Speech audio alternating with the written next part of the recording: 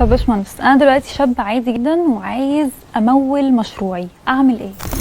في كذا طريقة: تقدم في برامج حاضنات أو تشارك في مسابقات زي هاكاثون أو ستارت اب ويك اند، تتكلم مع مستثمر ممكن يكون فكرتك تعجبه ويؤمن بيها ويديك تمويل أولي.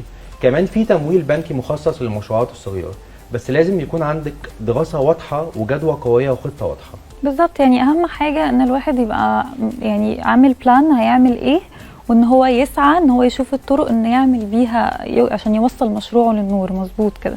بالظبط كده. أهم حاجة تكون عندك مهارات كويسة، تعرف تعرض فكرتك وتفهم الناس اللي قدامك.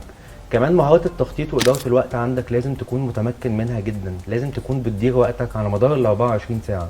والتفكير النقدي، وأهم من ده كله تكون مرن ومستعد تتعلم من غلطاتك. السوق بيتغير بسرعة ولازم تبقى جاهز وتعدل وتطور في فكرتك، وفي الآخر اسعى يا عبد وأنا سامعك.